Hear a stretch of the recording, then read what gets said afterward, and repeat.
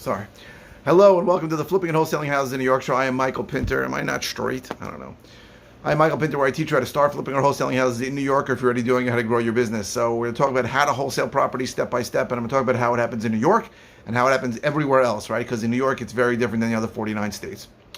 So first of all, let's talk about what wholesaling is. I mean, you're going to figure that out from when I give you the steps, but wholesaling is the art, as I defined it, of getting properties under contract for less than market price at a deep enough discount that you can then assign the contract without even closing, and assign that contract to usually another cash buyer who's going to pay you more for it than you got into contract for. So let's talk about the steps that I go through in New York. So the real first step that nobody talks about, right? You don't see this on HGTV, is marketing, right? Marketing is the act of reaching out to potential sellers, people that are usually more likely to sell for either reasons regarding the property or reasons regarding their personal situation, and saying, hey, do you want to sell your property?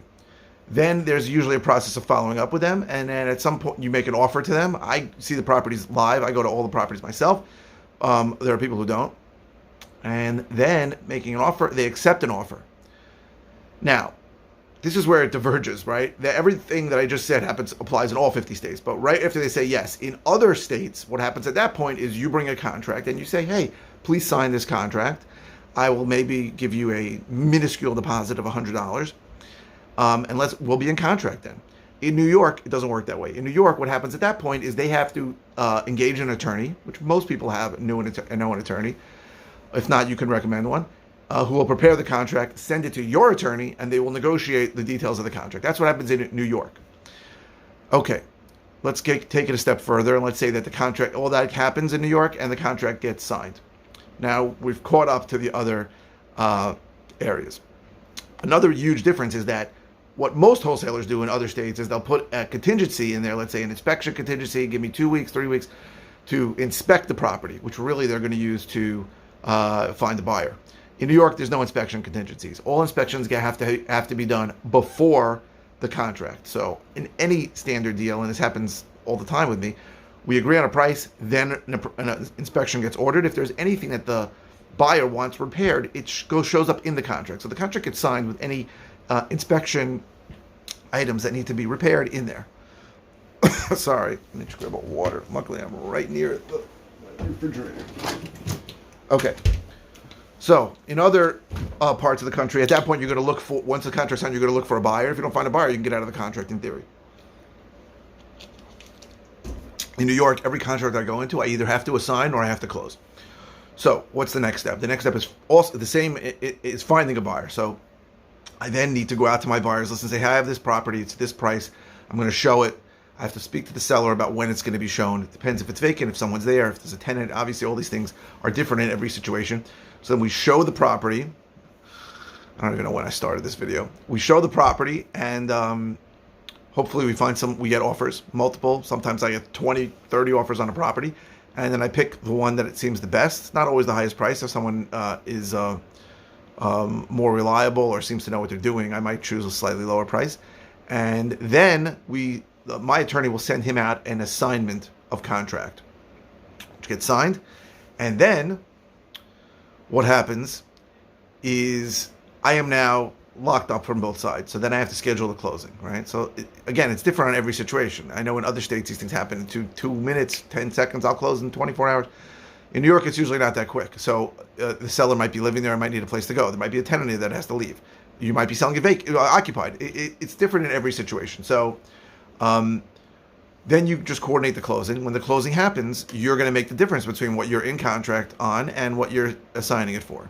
That's the basic steps to wholesaling. Did I miss anything? I think in other states, it's really being handled through a title company. So title company is dispersing the funds, is taking the deposits. You possibly can use the buyer's deposit for if you work it out the timing for your deposit. It's very different in New York. In New York, deposits are much bigger, right? Standard EMD, earnest money deposit in New York, is 10%. If I'm buying something for $300,000, they're going to expect me to put $30,000 up. Now, I can negotiate it down maybe to $10,000, maybe to $5,000. Sometimes they'll go $15,000, but they wanted something significant. In other states, I don't even think they even have to deposit the check. In New York, you're not considered in contract until the deposit check clears and the contract is signed by all parties and all the attorneys distribute it. It's very, very different. But the hard parts of wholesaling really are the beginning, the marketing, the finding the deals, right? And I get calls from people all day that are asking me questions about business cards and questions about creating a buyer's list and questions about what attorney should they use and questions about an investor-friendly title company, which doesn't apply in New York, and questions about which contract they should use, which doesn't apply in New York. These are standard questions I get every week. But I've said this before and I'll say it again. If you are thinking about wholesaling, the only two things you should be doing, there are only two. One is learning, right? And at the risk of being immodest, I think I'm the only guy teaching how to do it in New York. There's a million guys who teach you how to do it everywhere else, and they're great guys. They're not bad guys at all, and they're not trying to screw people over. But I know so many people that spend so much money on people teaching them how to do business, and they're learning from people who have no idea how to do a deal in New York, who've never done a deal in New York, who never will do a deal in New York.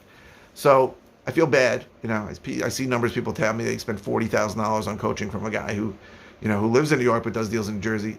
It seems ridiculous to me. It's very different. Now, is the marketing the same? Pretty much. Not exactly, right? Well, let's talk about differences in market. Well, the two things you need to be doing is learning and marketing. That's it. Those are the only two things you should be doing. Every other thing, where am I going to get the money? Don't worry about that. How do I find a buyer? Don't worry about that. If you really lock up a good deal, the money will be there with no problem, and the buyers will come with no problem, right? And you can certainly send a good deal to me if you're interested in partnering. I have a coaching student who's locking up his first deal now after like a month and a half. Oh, unbelievable. Usually I tell people it's going to take 12 to 18 months, but maybe I'm just a great coach. No, it's probably just luck. But the situation is that if you're spending time on anything other than learning or on marketing, you are wasting your time. I feel bad that you're wasting your time, but that's the truth. Because every other thing will fall into place once you find deals. If you told me, listen, I can get you 5 good deals a month, I will tell, and because I have some magic way, I'll tell you that you'll never be broke the rest of your life, right? You'll make money the rest of your life. You don't have to do anything. Just bring the deals, right? And the way I work with people who bring me deals is standard agreement per deal. If we wholesale the deal, it's a 50-50 split. And if I have to close on it, it's 60-40 in my favor. That's it, right? Which is way too generous, but that's fine. And I do everything, right? Somebody brings me a deal, I tell them if it's a deal. I go and see the property with them. I will use my money for the deposit. I will use my attorney. I will, I find a buyer and I coordinate the closing. So I basically do everything, but finding deals is really the hard part. So I would say I have no problem splitting 50-50 with it if you bring me deals, but please don't call me. And I have to say this, and I feel bad that I even have to say it. Don't call me with I saw a deal. It's a house that's falling apart next to me. That's not a deal. I define it as a potential deal when you have spoken to the decision maker, usually the seller, and that seller says, I want to sell it, and indicates some kind of severe motivation or indicates that he's willing to take a discounted price. Otherwise, it's probably not a deal, right? I had people call me and say, I found these deals. They were listed on the MLS. Things that are listed on the MLS are almost always not a deal. Not going to say always. I bought deals off the MLS, but it's very unlikely that that you're going to be able to buy it at enough of a discount if it's not selling on the MLS. Just to repeat, and I know people's mind gets blown when I say this, if something's on the MLS and it's not selling, there's only one reason why it's not selling, and that is because it's priced too high. That's it. As stupid as that sounds. You give me any situation, I'll tell you there's guys out there who will buy it. You tell me you don't have access, there's still guys who will buy it. You tell me it's at a horrible condition, plenty of guys will buy it. You tell me it's in a horrible location, and all those things. If it's in a horrible location, it's in a horrible condition, and you don't have access, there is still a price. Now, that price may be it's probably significantly less than what they're asking, right? That's what happens.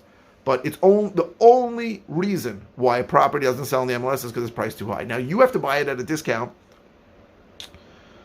from what the real price is. So, someone called me recently. They had a property, and the property is in terrible disrepair. It pretty much checked off all the boxes. Not a great location, not the worst location. Couldn't get in because it was boarded up and listed on the MLS. He goes, well, it's a great deal. I go, they're asking $400,000 for it. He goes, yeah, but houses in the area are going for like $450,000, $500,000. I'm like, dude, that's a house that you can pay $200,000 for. You can't even get in to see what's going on. It probably needs over $100,000 to $150,000 worth of work. You know, if they priced it at $200,000, it would sell in 2 minutes. So it's always a function of price. Everything's a function of price, at least by us, right? I remember I tried to do some deals in Cincinnati once, and the guy wanted $3,000 for a house, and I'm like, that's amazing. And I spoke to my local guy. He goes, it's not worth $3,000. I'm like, what? He goes, yeah, the full asking price of that house, if it's all done, is $40,000, and it has about $40,000 worth of work. That doesn't happen by us, right? Most of the land in Long Island is worth $150,000 to $200,000, no problem, if it's buildable land. So there is a price for everything. If something's not selling in MLS, it is only because it's priced too high. So back to those two things you should be doing. So you should be learning and you should be marketing. Marketing is usually a very long, momentum-based process where you need to continue to market, whether that's calling, texting, mailing, whatever you're doing. You need to do it a lot to the same list, and you need to touch those people multiple times, and you need to capture anybody who says that maybe they're interested in selling, or they are interested in selling at some point, or they are interested in selling now. Most people are not going to sell right now, and you need to follow up with those people forever. I know it sounds like a problem, but that's how it works. So I hope this was helpful in the steps. Believe me, the hard part is what nobody shows you. The hard part is the marketing, right? There is no done. There are people who claim to have done-for-you marketing systems. Most of them don't work. They're expensive, and they just don't work. And most of them don't work in New York also. So I would say it's just a simple matter. The simple steps of marketing are buying a list, not so expensive, maximum $500.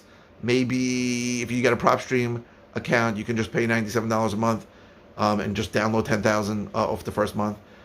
That list will last you 4 to 8 months. Then you need to skip trace the list, not so expensive, $500 to $800. So you're in it for about, I don't know, less than $1,500 to start, and then you call and text that list forever and just capture with a free Google sheet. Those are really the steps to marketing. Probably should have said that first. And the freaking light went out. So I hope this was helpful. If you're interested in how I can help you, go to howtoflipnewyork.com. If you're interested in my coach, go to howtoflipnewyorkcourse.com. If you're interested in coaching, go to coaching.howtoflipnewyork.com. And if you're watching on YouTube, please subscribe. If you are watching on any platform, please click like. The likes really help me. And please keep the comments coming. I answer all comments as soon as I can. So please, if it's a simple comment, I'll just respond to it. If it's a topic I handled recently or multiple times, I'll send you links to the videos. And if it's a topic I haven't handled recently or something I haven't handled before, I'll do a video on it. Thank you very, very much for watching.